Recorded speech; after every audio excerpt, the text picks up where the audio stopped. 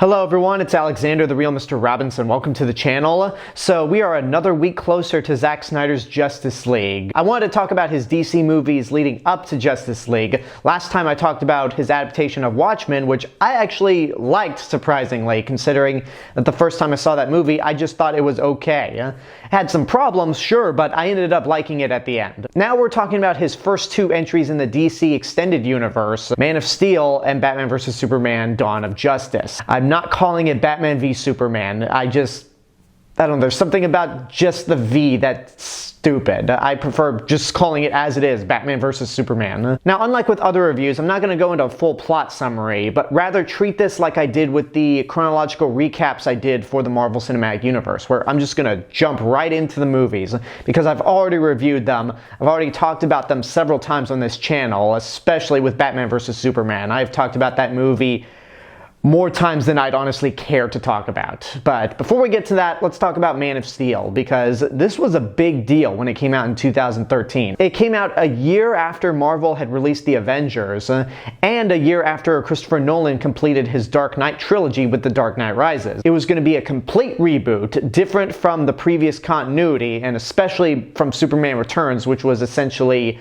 the true Superman 3. And it was produced by Christopher Nolan because he had so much success with the Batman movies, and it was also directed by Zack Snyder, who really took a beating after Sucker Punch came out. Sucker Punch is one of the other Zack Snyder movies that I have not seen, but everyone says it's terrible, so I'm going to take their word for it. But with Man of Steel, there really was a lot riding on this movie, and I was excited myself because it was a great opportunity to actually see a new Superman movie on the big screen, especially considering that I barely remember seeing Superman Returns.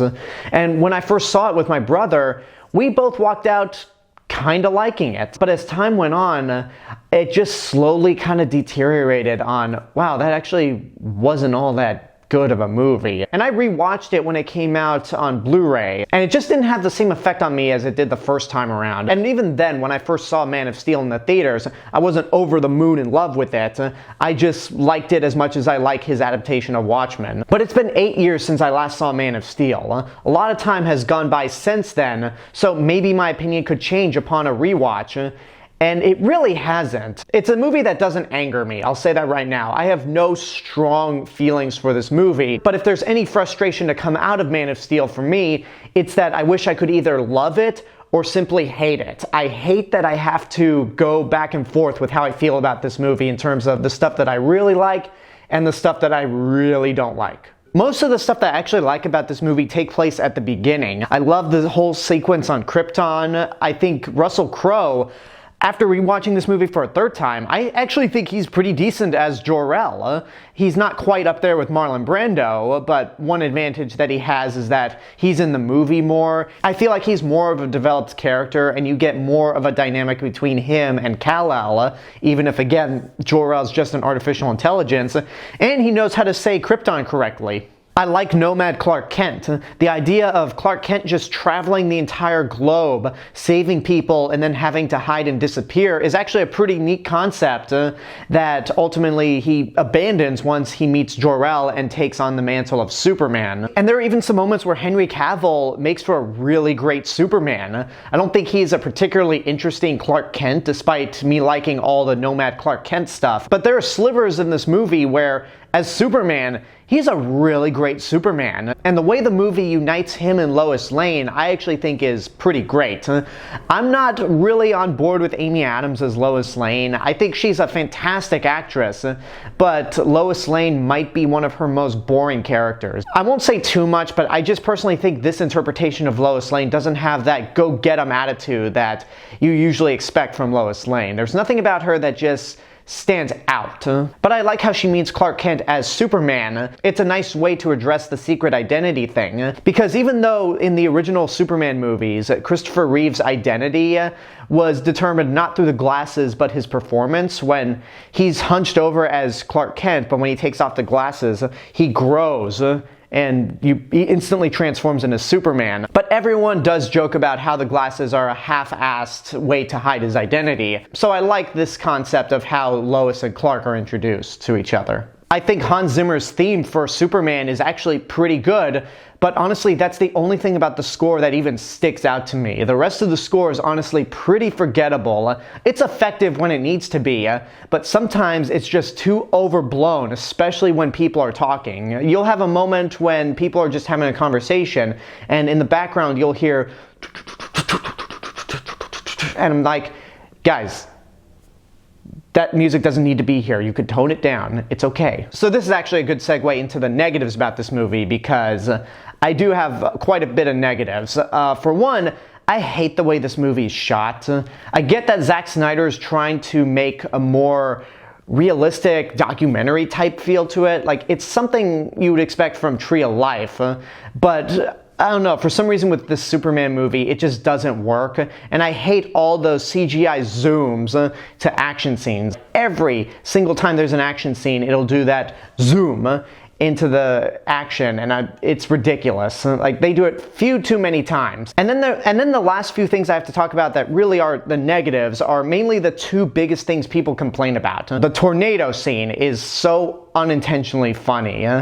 Like, first of all, I'm not a big fan of Kevin Costner as Jonathan Kent. I don't like how Kent is written to be so cynical and tries to keep Clark from revealing his secret identity, to the point where he says maybe he should have let that bus of kids drown in the lake and die. But the tornado scene is just so manufactured. Jonathan and Clark Kent are having an argument in the car, an argument that results in "you're not my real father," which that hits heavy. But then all of a sudden there's a tornado out of nowhere.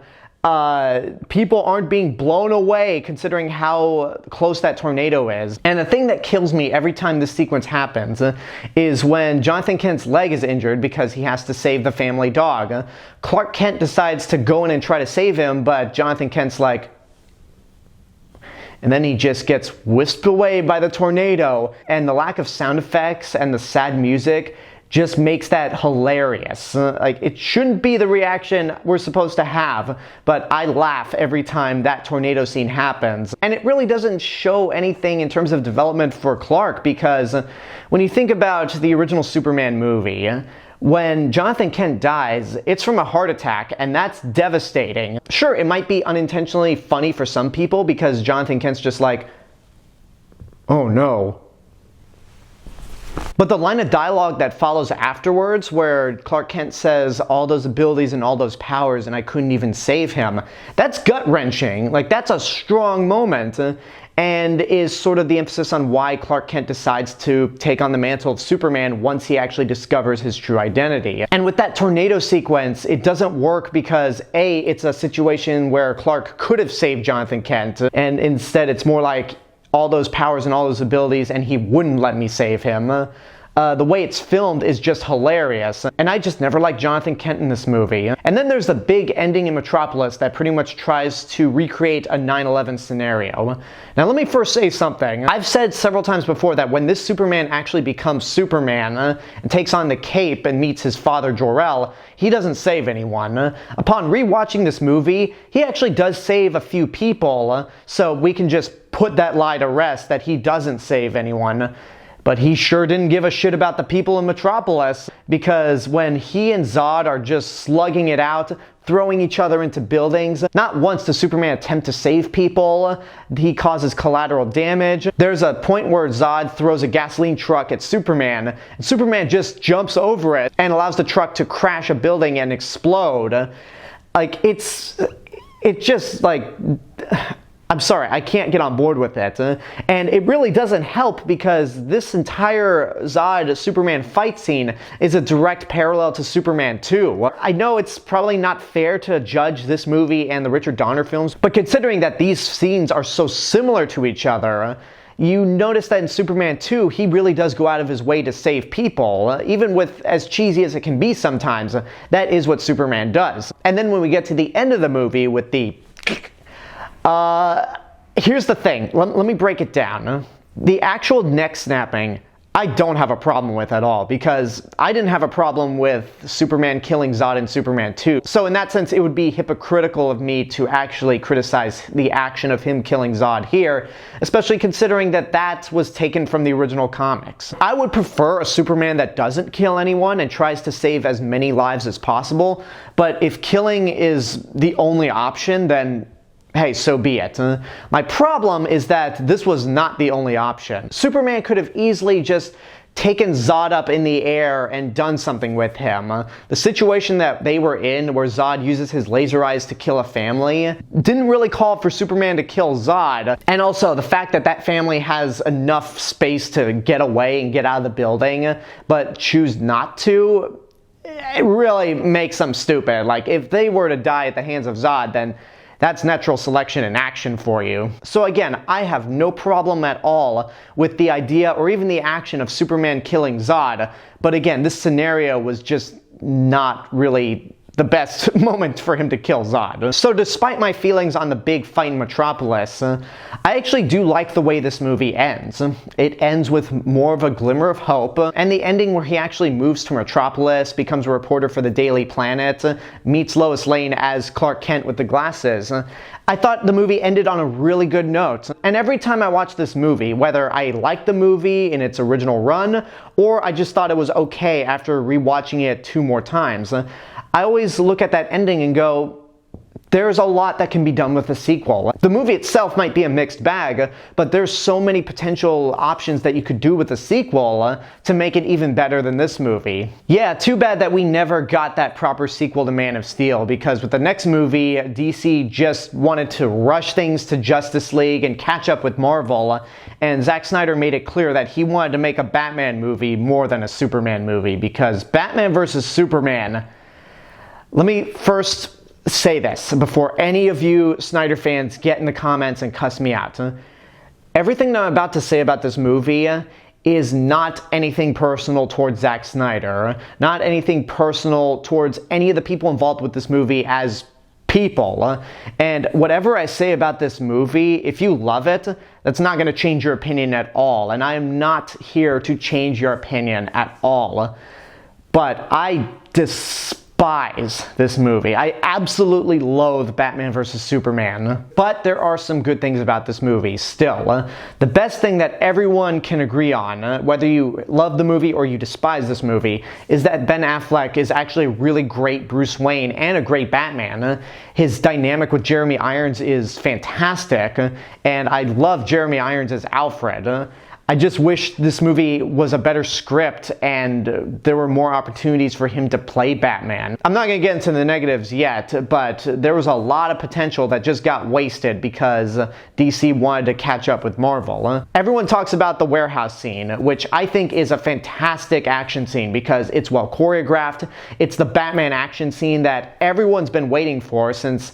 As much as the Dark Knight movies are great, those hand-to-hand combat scenes with Batman really were underwhelming, whether it was just piss-poor editing in Batman Begins, or just awkward boxing with Bane like in The Dark Knight Rises. The hand-to-hand combat never really worked out in those Dark Knight movies, but luckily here we get the Batman that really kicks ass, just like you imagine in the Arkham games. I actually think the opening in Metropolis, where we get to see the finale of Man of Steel from Bruce Wayne's perspective, is really cool. We get a sense of the gravitas of the situation. We see everything from the perspective of the little people rather than these 2 indestructible aliens. Even though, who gives a shit about Jack? Yeah, Jack doesn't even bother to evacuate everyone out of the building when he sees a giant alien ship outside, and he stays in the building when everyone else is evacuated. We've never met this character, so there's no emotional resonance when Bruce Wayne goes, "Jack!" And those are all the good things that are in this movie, because the stuff that's bad is really bad, almost to the point where it becomes embarrassing. One of the problems I have with Batman is not so much that he kills, because that is a big problem, and especially after seeing Under the Red Hood for the first time last year, and Batman laying out why he doesn't kill people, I really do have a problem with this Batman that kills. But the biggest problem I have more than that is that they established that Bruce Wayne has been Batman for 20 years. And this is the first movie featuring this incarnation of Batman. So you're telling me that we skipped 20 years of possible stories and possible movies to make. I feel like we got cheated on that. I don't mean to compare this to the Marvel Cinematic Universe, but one of the great things that the MCU established with Spider-Man is that the first time we get introduced to Peter Parker, he's only been Spider-Man for 6 months. So he's still relatively new to the game, and thus there's plenty of stories to tell with this Peter Parker. With this Bruce Wayne, it just doesn't make sense to have it be 20 years later. The only reason I can think of for this decision being made is that Zack Snyder really wanted to incorporate aspects of The Dark Knight Returns, which Nolan already did in The Dark Knight Rises, so that's kind of redundant and just unimaginative that 2 Batman movies within 4 years of each other borrow from the exact same iconic story. Now, speaking of Superman, upon rewatching this movie, and I watched the Ultimate Edition, just in case you guys are wondering, because that was the only version that was available on HBO Max. But what they do with Superman in this movie is just flat out insulting, in my opinion. He's not the beacon of hope that we usually identify Superman with being. Instead, he goes around most of the movie debating on whether or not to save people and whether he likes it. Every facial expression that Henry Cavill has as Superman either implies that he's really angry at something or he's constipated nonstop. His death at the hands of Doomsday in this movie means absolutely nothing because we knew Justice League was coming up next and we knew Superman was going to be in it, so there was no reason to kill him this soon, especially in the second movie. And if the idea of this shared continuity had been more successful and they made more Superman movies with Henry Cavill, you already played your Death of Superman card this early, so there's no reason to really be invested at this point. What they do with Jimmy Olsen is just a straight up middle finger, and it doesn't make any sense because in Man of Steel they had the intern at the Daily Planet, Jenny, and a lot of people were speculating that that was this incarnation of Jimmy Olsen, but Jenny Olsen, which if that really was the case, a lot of people had a problem with it, but I didn't really care at the end. I didn't care that they gender swapped Jimmy Olsen if that was gonna happen. But then to actually introduce Jimmy Olsen in this movie, only to kill him minutes after he's been introduced, to just do that to a character who is considered to be Superman's best friend, makes no sense, and it kind of kills the spirit of Superman. I mean, to be honest, I would have preferred if Jenny was this incarnation of Jimmy Olsen in the DCEU. And then Lois Lane is a complete idiot in this movie. Again, I love Amy Adams, but Lois Lane just is not doing it for me in this series. She's not charismatic, and I know Amy Adams can be charismatic, and when I heard she was cast as Lois Lane in Man of Steel, I thought, that is perfect casting, but this movie just doesn't really know what to do with her. Speaking of Superman and idiots, Lex Luthor, played by Jesse Eisenberg, is a flat-out joke. This is an embarrassing portrayal of Lex Luthor. Again, I understand, before you type in the comments, I get that he's supposed to be Lex Luthor Jr., but that doesn't make this performance any better. Like, it's still uncomfortable to watch. Jesse Eisenberg is still horrible. Even from the beginning, when they announced him as Lex Luthor, I thought he was gonna suck. And I'm sorry, the score that happens whenever Lex Luthor's on screen, where it does that boom, boom, boom, boom, boom, boom with the piano, like, you're trying so hard to make this character a threat, and he really isn't. And when he force feeds a Senator Jolly Ranchers, I had the same look on my face as that senator, where I'm like, really? And while the Ultimate Edition does flesh out some elements, mainly with Lex Luthor's plan, I don't know what his motivation is at the end of the day. Like, it's never made clear what his end game is. So all that clarity just doesn't really mean anything if I don't understand what the end goal is. Like, I'm not really sure why he hates Superman that much. I don't know why he hates Batman either, and why he wants these two to fight each other, which, by the way, doesn't deliver at all. I've rewatched this battle more than the movie itself. I've only seen the movie 3 times, but that final battle I've seen several times, and every time I watch it, it's incredibly underwhelming. A big chunk of this battle consists of nothing happening, whether it's 2 of these characters struggling to get up after they've been beaten down by the other, whether it's these 2 characters standing off against each other, doing nothing. And when there's nothing happening in this fight, when there is action happening, you can clearly tell it was directed by somebody who really prefers Batman to Superman, because Superman gets his ass kicked in this fight. And it's really not fair. And then the way the fight ends is just comedy gold. I try, every time this moment happens, I try to give it a shot. And every time, it never fails to make me laugh. Why did you say that name? Which, by the way, if I ever have a daughter later in life, I am not naming her Martha because this movie has ruined that name for me forever. The last thing that I really need to talk about in terms of what I really don't like are the setups to Justice League. I mentioned this beforehand, and let's not bullshit around this topic. This movie was made to try to set up Justice League and for DC to attempt to catch up with Marvel, because by 2016, Marvel was 12 movies into their cinematic universe with 2 Avengers movies, and Captain America Civil War was just a month away. And the ways this movie tries to set up to Justice League and to future events is just embarrassing. That whole nightmare sequence with Batman where it just turns into Mad Max all of a sudden, it's so vague and cryptic that it doesn't really mean anything to people who haven't read the comics, and yet at the same time it just completely comes out of nowhere with no setup at all, that it just almost stops the movie dead in its tracks to set up future events that may or may not happen. We'll see what happens with Zack Snyder's Justice League on how big of a success that is and whether or not Warner Brothers wants to follow up on that. Wonder Woman is an aspect that easily could have been cut out of this movie. I mean, you'd be cutting out one of the best parts about this movie, but her story contributes nothing to this particular film. It only contributes to her solo movie. The only purpose that she has in this movie is when she opens up the email files and looks at video clips of The Flash, Aquaman, and Cyborg.